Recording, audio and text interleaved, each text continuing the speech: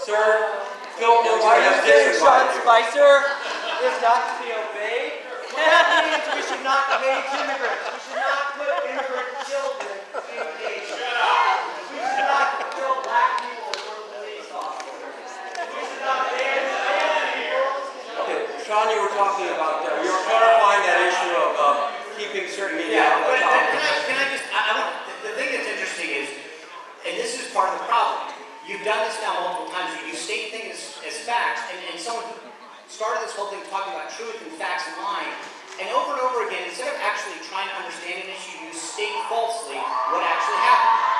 You assume that you read it, so it must be true. That's the problem with journalism right now. You actually didn't take the time to understand the story. You just repeated whatever you wanted because it sounded better. So here's what happened that day. I went and agreed to meet with a group of folks after that speech in my office. A group of folks came and knocked on the door and said, we want to come in. I said, no, I'm meeting with these folks right now. There are like 10 reporters in my office that I wanted to sit down with and have a conversation. And they went out and said, we're not being allowed into his office. And I said, yes, you're right. I had a meeting in my office with a group of folks that I had asked to come in to meet with, and a group of people from the New York Times and CNN knocked on the door and said, we want to come in. I said, no. But I think I have a right to have a meeting in my office without anybody having full unfettered access to it. So they reported that I was not allowing me to my office, but that had nothing to do with the briefing. No one during my tenure was ever, in fact, quite the contrary. I opened up access to the briefing room to more outlets in terms of questions. I brought in Skype. My first day in office, I took questions from urban radio, financial networks, Hispanic media. I actually went against the big mainstream media and brought in more media than ever before. The quotes that I got from most of those press people that weren't in the big networks said, thank you for finally including us in a briefing. There were reporters that rarely got questions in the prior administration that I made sure, because I actually believe that every one of those outlets, whether they were from the left, the right, the center, from industry, had a constituency that deserved the right to ask a question. So I actually democratized the press more than anybody else. Donna Brazile, the president of his family, famously used the term fake news, and he says that the mainstream media are overwhelmingly left-wing and biased against him. Does he have a point? He has an opinion. But I tend to believe that, while many believe that the press is somewhat liberal and biased, I have found in my dealing with journalists for over the last 30 years that they have been fair, by and large fair. They've been tough, tenacious, which you expect. That's your job. But we have another problem in this country, and that is we're constantly being pitted against each other. And the only thing I detest about the media is that most journalists don't do their homework. And they focus on the soundbite and the superficial and not the substance. I'll never forget I was on, during the entire debate over the Affordable Care Act. When we started talking about the individual sections of the bill, I read the bill. I know it was boring, no pictures, so it's hard to read, but damn it, I read it. And it's at number 10 font, and I need glasses. But still, I read it, and yet when you got on TV, it was all like, well, what about taxes? I mean, yes, there's a provision in taxes, and I would go to section 2104 about the taxes, and then all of a sudden the journalists would stop asking the question. Because we don't talk about issues anymore. We talk about polls and personalities. We don't get into the facts.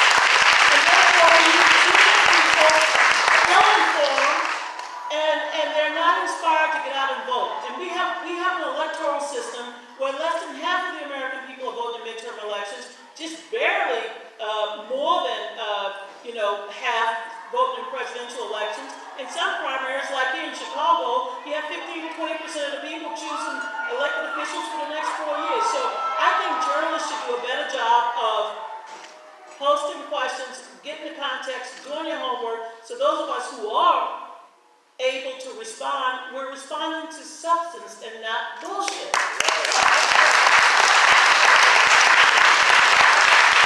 Well, one outlet that appears to be doing the legwork is the Washington Post fact checker, and as of June of this year, the president, according to the fact checker, said 10,796 things that were either misleading or outright false.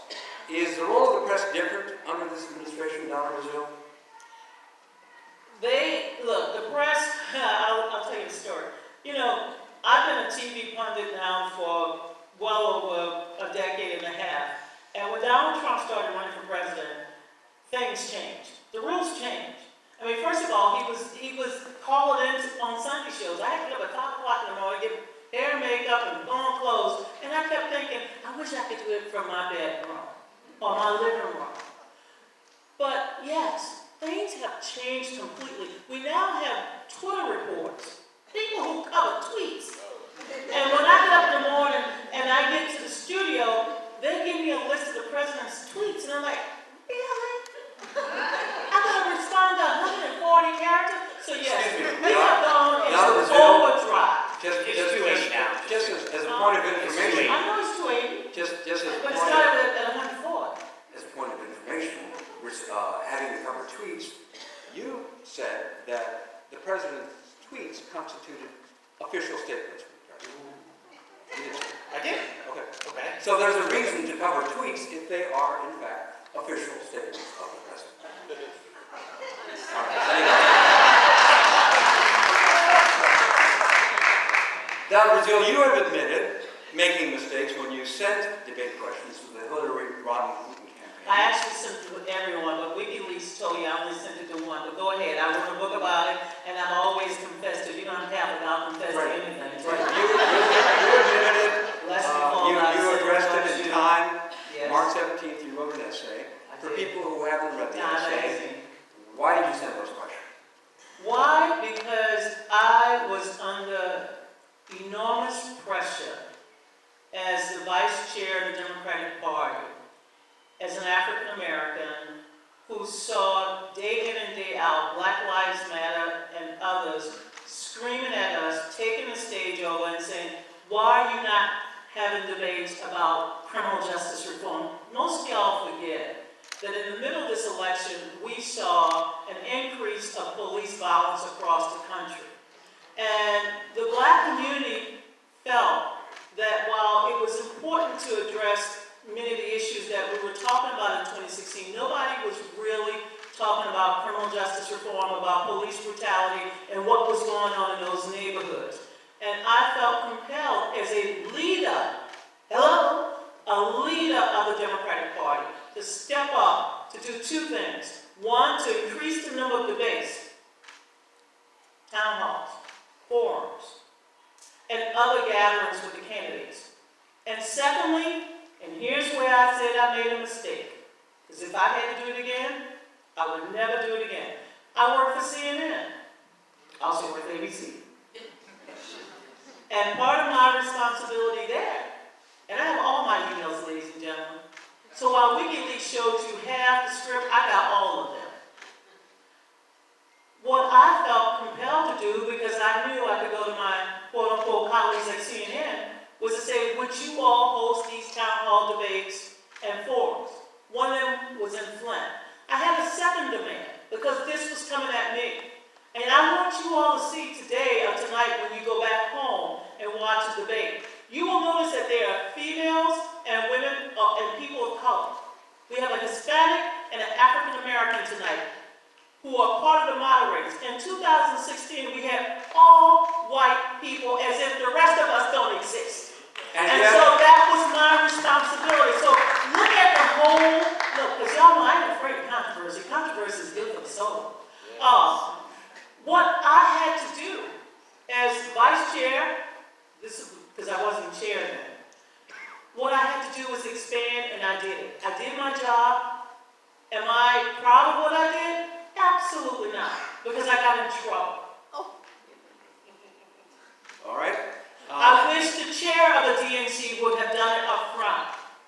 I wish the chair at the time would have made this a priority to talk about issues of race in 2016. And had that happened, I would never have had to intervene. But I did it. I admit it. But I didn't just give it to Hillary. I gave it to all of the candidates, and every one of them said that I was fair to them, and I was fair to them. Donna, when you joined Fox News this past March, Well, I've been on Fox since March 15th, if you want to know. you said that you expected pushback from progressives who might accuse you of selling out. Did you get that pushback? Yes. And do you regret going to work for Fox News? No. And why not? Because when you lose an election by less than 78,701 votes, you got to figure out what the hell happened.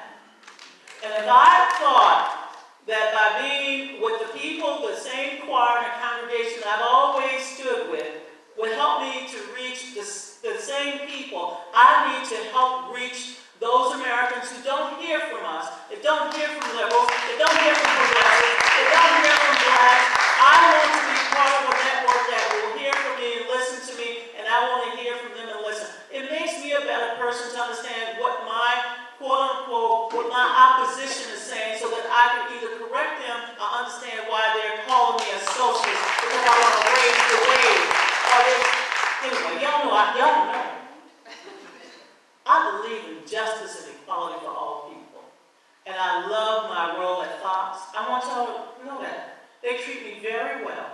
Very well. I have not had one bad experience. I have not had to cuss one person out yet.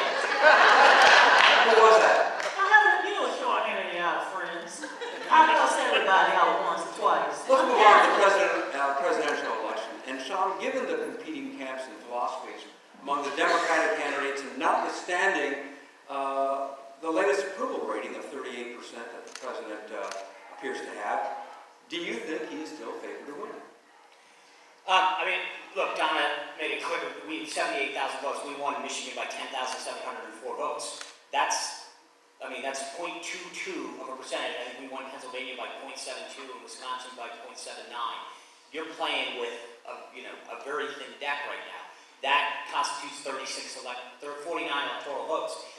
You know, we don't have a lot of margin of error, so we're trying to go into places like New Hampshire, New Mexico, Colorado. I think the one thing that's very different, and I know Donna would agree with me on this, polls are unbelievably misleading. A national poll means nothing. California, it doesn't matter whether we lose by 1 or 500. All 54 electoral votes are going to the Democratic nominee. And so you've got to look at where the battleground states are and say, okay, what's in there? The thing that makes last election and this election so different is the data has become so robust that you can actually, on a voter-by-voter basis, look at each voter. And a poll is only a snapshot of the mood of where people are at a time, where they're moving to or where they're coming from. What data tells us is who is actually likely to vote for us, against us, what their propensity and intensity is, what issues matter. So as we go into those states, Michigan, Pennsylvania, Wisconsin, Iowa, North Carolina, and I think New Mexico, New Hampshire, it's going to be a battle of just getting those people out to vote. This is going to be a mobilization election. It's about getting your base plus out, and that's it. I mean, Michigan, the fact is that, and it also depends on who the nominee is. People didn't like Hillary Clinton in Michigan. So if the Democrats put somebody up that doesn't have the same negatives that she has, that's going to be a different race than with Hillary, because we had the advantage of not just having to promote Trump, but knowing that a lot of those voters just didn't like her. That's a different dynamic, and I think it's going to matter who the nominee is and how rich their data is. The one advantage that Republicans have, hands down this cycle, is that our data is far better than where the Democrats are. And the reason is because when you got 10 people running, they don't have the time to be focused on the general election the way that a nominee like Trump's now built up 4+ years of going in and really hammering through what does that person care about, what's their propensity to vote, what would make them switch, what do they care about, who influences them, and that gives us a competitive edge when we go into these key battleground states. Donna Brazile, who has the best chance to win Michigan? Some people are saying currently Joe Biden appears to be in the lead. Elizabeth Warren, Bernie Sanders. Yes, I don't have any news to announce about their relationship. They're friends. First of all, I don't have a candidate, and I don't know who will secure the number of delegates to win. Right now, we know that the top 3 candidates, Joe Biden, Elizabeth Warren, and Bernie Sanders. But come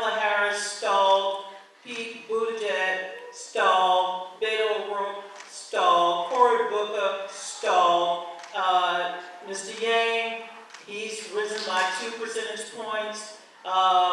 Ms. Klobuchar is still at 2 to 3 percentage points. So if the election was held tomorrow, yeah, Joe Biden, is he the odds-on favorite? Yes, but the election is not tomorrow. We still have a long way before voters begin to go out there and stand up on a cold winter night and out. Here's the thing that bothers me, ladies and gentlemen. I have a lot of presidential campaigns under my belt, and I say this when I was chair of the Democratic Party, and I'll say it now. We took a lot of people for granted in 2016. If you live in a state like Illinois, how many of you all received a bumper sticker or a button or a t-shirt or a yard sign? That's my point. And it really angers me that while the Democratic Party, look, I was chair, y'all must have known I got my head beat in because I was sending bumper stickers and material to the so-called blue states. In the past, Democrats have taken the 18 states and the District of Columbia, which produced 242 electoral votes for granted. So when it came time to put resources into the so-called battleground Rust Belt states, what happened 2 weeks out, the Clinton campaign looked at the data and said, oh, we're winning. So they stopped. They stopped organizing, they stopped polling.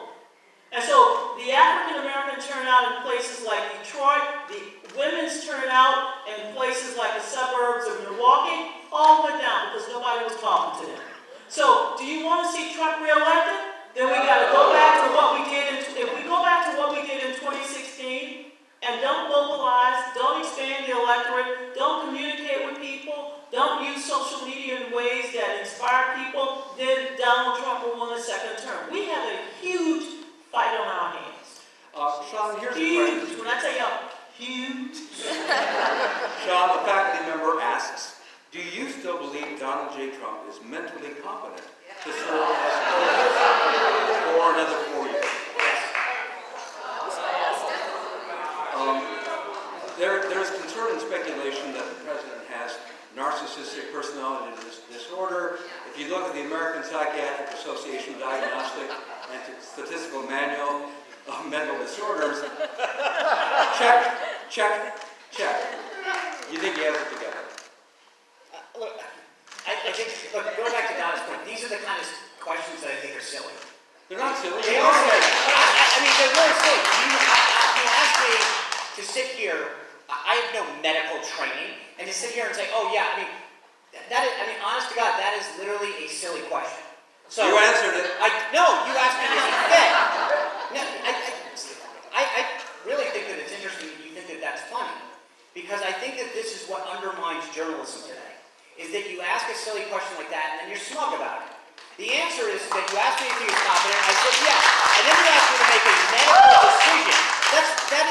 Honestly, think about what you just asked. You asked me if he's fit, I said yes. Then you wanted me to make a medical decision on whether or not he fit a criteria. No, it wasn't meant as a medical. It was. You quoted what? No, hold on. You quoted a medical journal and asked me to make an opinion. You see the problem? You are literally the problem with what's going on in journalism. Well, that kind of tightness is maybe not so good on your part. But what I was asking is, someone who knows the man, I just wanted your impressions of his mental state, because candidly, that is an issue with a lot of people in the country. You know that. Look, I think the president obviously gets frustrated sometimes with the coverage that he has, the people that are surrounding him, but he is who he is as a candidate. I mean, you look at how he acts, how he tweets, how he communicates, it's not that dissimilar than he was as a candidate. That is true, but I disagree with the president calling the press the enemies of the people. I think there's a role for the journalists, and there's a role for the free press in our society. And I worry that we're undermining all our democratic institutions. I am one of these Americans that I fear our future as a democracy, because we're weakening everything that the rule of law, political norms, inviting foreign governments to intervene in our elections. We need to figure out ways as citizens, not just as pundits, as journalists, but as citizens, to reclaim and preserve the integrity of our democracy. Yeah. That is something we must all focus on. agree with Donna on every single thing she just said. But I think that the interesting thing from my seat is it's a very one-way conversation in a lot of cases. So I agree, I have been very clear, I disagree vehemently with a lot of the coverage that the media, whether it's myself or the administration. That being said, I have been very clear that I will stand up every day of the week and twice on Sunday to support the freedom of the press. It is what is essential to a robust democracy. It is what makes us a better country than anywhere else in the world, that we can say, write, or anything we want as long as it doesn't threaten or harm someone else. That's great, no matter what side of the aisle you're on. That being said, it's interesting if you're going to talk about institutions, and Donna mentioned rule of law, you can't say we should uphold all these institutions and then say, but by the way, when it comes to border security, when it comes to police officers, well, we're not going to respect those kind of institutions. We either support all of them or not, or you can't just pick and choose which institutions you're going to protect. We need to be clear that if we have a law, we uphold it, and if you want to change it, you vote to get it changed. There's plenty of laws that I don't agree with, but that's why you have elections, and you live in a democracy, so you go, I don't like that, I want to vote for somebody that will change it, or I will petition my government to change it with the current elected officials. But you can't pick and choose which laws you follow, which institutions you deem are important or not. We're all parking there too, and I think some people might say, we're fine with institutions as long as they act within the law. Right. And as long as they are reasonable in how they implement it. Sean, right now there are 3 announced GOP challengers. The president is now calling them the 3 Stooges. Former South Carolina Governor Mark Sanford, former Illinois Rep. Joe Walsh, and former Massachusetts Governor Bill Weld. Well, are any of them credible? No, not at all. I mean, and that's I don't think Donna would agree. I mean, there is the incumbent president, whether it was Obama or now Trump. They own the institution. They control the party apparatus, both at the state and the federal level. And so, no candidate poses a threat. And bottom line is the president, whether it's high 80s or low 90s, has a massive approval rating by party. So this is gadfly at best. Do you think the president is going to keep? And by the way, the thing that I find interesting about the coverage of this is Sanford lost in a Republican primary in the 1st District of South Carolina, which is ruby red. So he got booted out in his own primary. He was a gadfly. He went walking on the Appalachian Trail, lied about this. And now the press is like, should he be taken seriously? Are you kidding me? Joe Walsh, when he represented this area or somewhere in the state, was offensive. He said racist things. And now he's been, ordained on MSNBC as the second coming because he's taking on Trump. His past was checkered at best. Hey, Sean, what happens if somebody like Kasich or somebody like Romney was does that change things? No. You don't think so? Not at all. So the Republican Party will not support having primaries and caucuses in 2020. Yeah, Bunch of states have said no primary. A bunch have done that, but let's be clear that has also happened going back to the mid-90s. I actually think that we should go through the exercise. I think it's a good thing that's part of our democracy. Again, it's interesting. There's a huge cost to the states when they do this, but each state. Hold on. Hold on. 250,000? No, just 200. Okay. some of them. So Yes, if you live in Delaware. I am a states' rights person. I believe that each state should make a decision. That being said, I'm proud that Virginia's going to keep having a primary. I think some states, again, you've got caucuses depending on where they are. I think it's healthy that they have that. I think it allows people to organize. I actually think from an organizational standpoint, it energizes your base going through that exercise.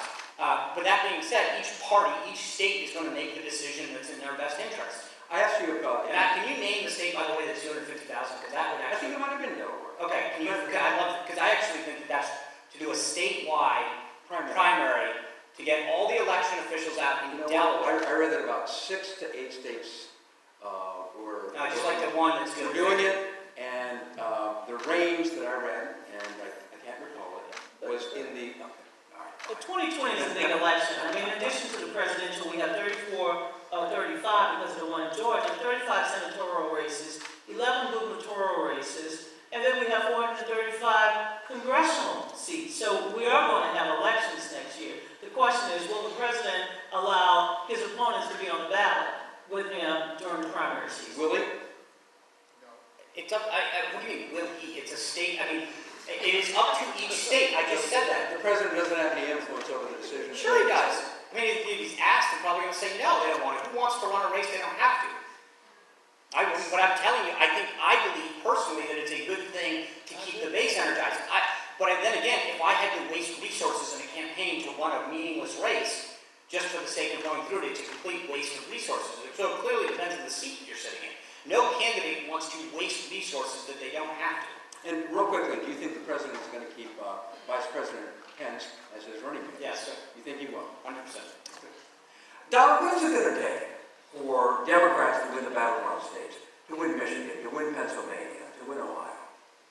Well, I think they need to take a page out of Stacey Abrams' book that she used in 2018 and a page that Barack Obama used in 2008, expand the electorate.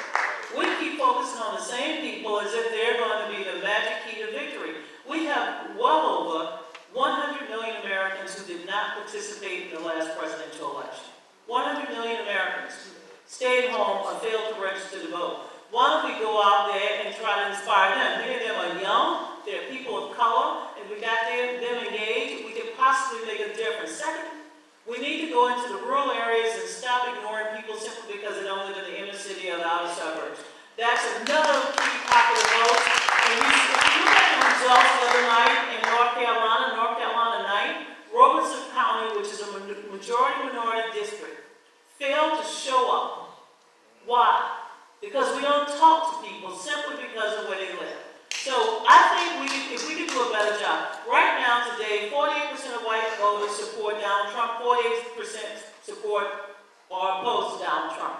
He has Democrats right now have 89% of the black vote, Donald Trump 6%.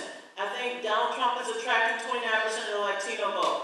We got to make sure that we turn out those citizens who did not participate in 2016 but voted in 2018. They showed up, which is why you saw a blue wave in 2018. So we have a lot of work to do, but the first thing we have to do is stop taking people for granted, stop ignoring people, and stop, well, let me just say it nicely, because we got to stop acting as if Democrats are babies. We gotta talk tough to our own folks. And stop being afraid of losing somebody because we're talking the truth. Now, let's talk about the presidency, because this president, many would argue, has broken some unwritten rules about how a president should act, blasting the Fed for not lowering interest rates, mocking foreign leaders, calling opponents childish names like the Three Stooges, mocking people with disabilities, possibly violating the Emoluments Clause, inappropriately attacking federal judges. Are those standards gone forever? No. And I'm glad that the Democrats today, the Democrats on Capitol Hill in the House, I'm glad that they decided to open up an impeachment inquiry. Now, I don't know if it will lead to an actual impeachment, and I don't believe it will lead to Donald Trump leaving the presidency, but I do believe the Democrats can litigate, legislate, and also investigate and hold this president accountable. I believe the president should be held accountable. By the way, I was a top-ranking Hill staffer when Bill Clinton was impeached.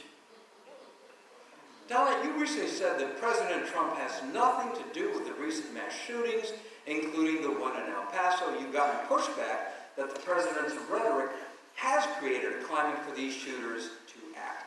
What would you say about that? I made a distinction between the person who pulled the trigger, the young man who pulled the trigger in El Paso, the young man who pulled the trigger in Gilroy, the young man that pulled the trigger in Odessa and Midland.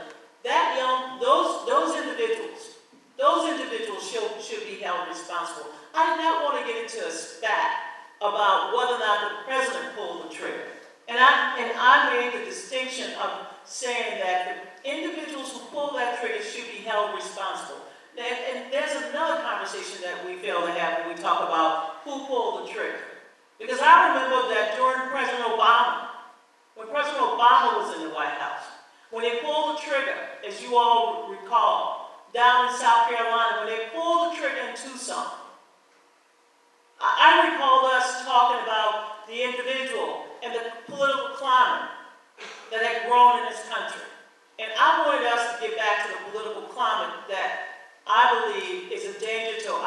democracy and also a danger to our country itself. And that's the distinction I want to make. You see, too often we make it about Donald Trump. And we put it all on Donald Trump. Oh, it's Trump. There was racism in this country before Donald Trump. There was bigotry before Donald Trump. There was not nationalism before Donald Trump. And not you, but people fail to recognize what we have seen as a disease that's been coming up in this country. I witnessed it personally as a child of the South. I saw it when Barack Obama was president, and the hateful and mean things that were said. And we didn't want to have a conversation about it. We keep talking about teachable moments. Let's have a teachable moment. Let's stop trying to say it's his fault or your fault or my fault, and let's decide that we're going to deal with it as a country. That is my fault.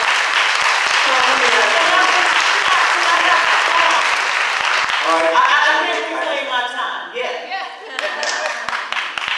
But I'm also sick of talking about racism. You know, I'm almost 60. Jesus Christ. Can we begin to believe that we're one people, one country, one America? You're no better than me. You're not better than me. If you're a man, you're not better than me. If you're a white person, you're not better than me. I am an American. I love this country. My dad has fought for this country. My people have been here for 400 years. When am I going to stop being asked if a white person is racist? Deal with yourself.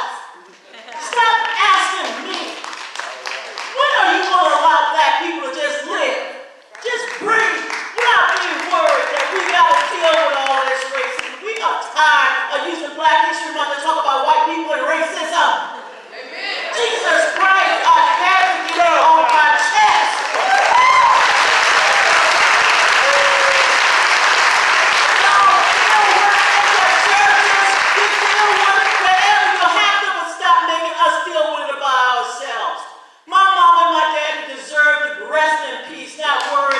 Children and grandchildren are sitting here dealing with racism and bigotry. We're bigger than that, America. We deserve better. Y'all know we can do better. That's why you better get your asses out and vote next year. We